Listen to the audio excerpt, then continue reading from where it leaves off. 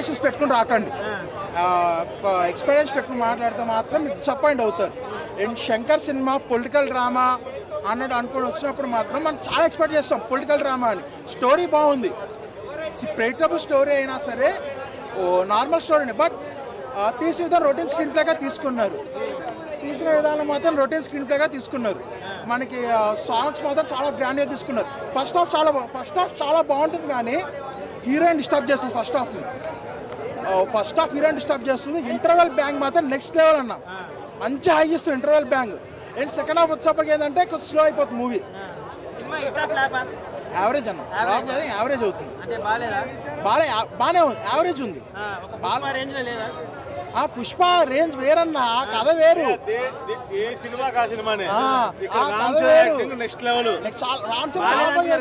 Ram Charan acting కోసం పోవచ్చు. Cinema బాగుంది సార్. ఎవరి ఒపీనియన్ వాళ్ళండి, బాగుంది బాగాలేదు కాదు, సినిమా బాగుంది, తప్పే లేదు. నేను శంకర్ రేంజ్ అయితే కాదు, అది ఎక్స్పెక్టేషన్ తో బాగోదు సినిమాకి. రాజమౌళికి శంకర్కి ఇంకా శంకర్ సినిమాకి వచ్చి రాజమౌళి రేంజ్ లేదా అంటే మీరు అడగాల, మీరు సరిగ్గా అడగాలి. మోడీకి పోటీ పెడుతుంది. ఇంకా అన్న పుష్ప అది స్మగ్లింగ్ చేసేవాడు కదా, పుష్ప అంటే అది కాదు. మీరు పుష్పతో ఏం బ్రేక్ అన్న, పుష్ప రికార్డులు బ్రేక్ చేయడం కష్టం. అది ఎందుకంటే అది వేరేది స్టోరీ. మీరు దాన్ని దీన్ని ఎందుకు కంపేర్ చేస్తారు? అసలు కంపేర్ చేయొద్దు. అది ఇది పొలిటికల్ డ్రామా, అది స్మగ్లింగ్ డ్రామా. ఏది పోలికే ఉంది. అది బాగుంది, అది స్క్రీన్ ప్లే బాగుంది, ఇది బాగుంది. ఇది యావరేజ్ ఉంది. ఎందుకంటే మనకి హైప్ అనేది లేదు, ఎంతూజియాజం క్రియేట్ చేయదు మూవీ. ఓవరాల్గా వెళ్ళిపోతుంది, బోర్ కొట్టదు. రామ్ చరణ్ హై మూమెంట్స్ ఉంటాయి, పర్టికులర్ స్క్రీన్ షాట్స్ బాగుంటాయి. పాటలు అంటే మనకు డైలాగ్ ఉంది, పాటలు కలిసి ఇది కూడా బాగానే ఉంది అన్నట్టు. సినిమా కూడా అలాగే అనిపిస్తుంది మనకి. మిగతా రిజల్ట్ మీద ఉందా చెప్పలేము, దెబ్బేస్తారని చెప్పారు. యావరేజ్ అన్న, యావరేజ్. మీరు ఫ్లాప్ చెప్తాను ట్రై చేస్తారేమో, యావరేజ్. ఆయన కొడుతున్నాం అన్నారు, కానీ రెండింటిలో ఏ సినిమా అని చెప్పలేదు. ఆయన దిల్రాజ్ కొడుతున్నాం అని చెప్పారు, కానీ రెండు సినిమాలో ఏ సినిమా అని చెప్పలేదు. టికెట్ షేప్లో కూడా ఉన్నాయి. సినిమా అయితే యావరేజ్ అంటారు.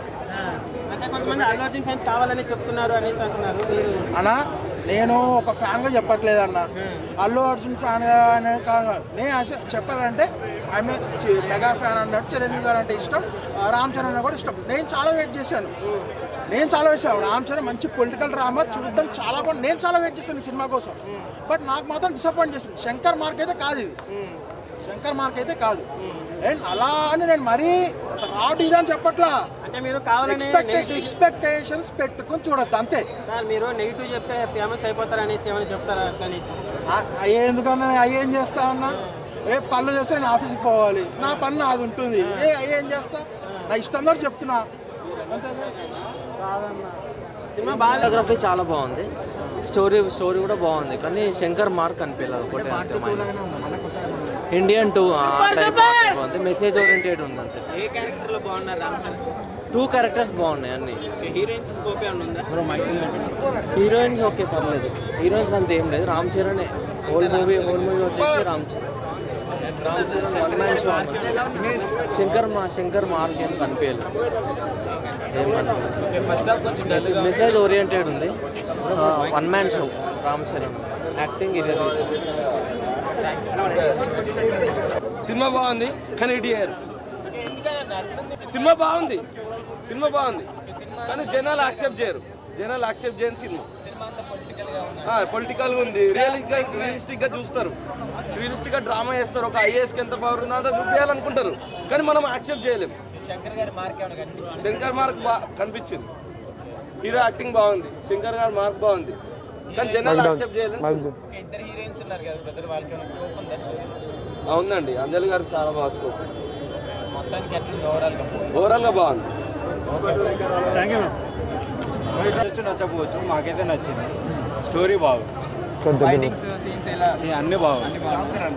సాంగ్స్ అంటే అంత లేదు, ఫైట్స్ అన్నీ కొంతమంది అందరికి నచ్చకపోవచ్చు మూవీ డిఫరెంట్గా ఉంది పొలిటికల్ బ్యాక్గ్రౌండ్ అని చెప్పి అంటున్నారు. అందరి గురించి తెలియదు, మనకైతే నచ్చింది. సినిమా బాగుంది. హైలైట్స్ అంటే ఏం చెప్తారు?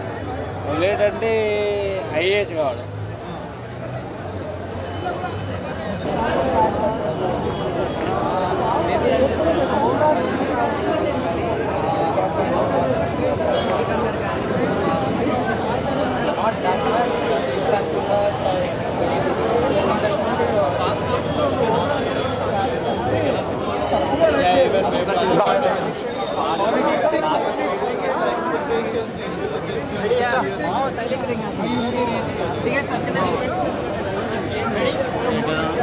బ్రో ఎలా ఉంది గేమ్ చేంజర్?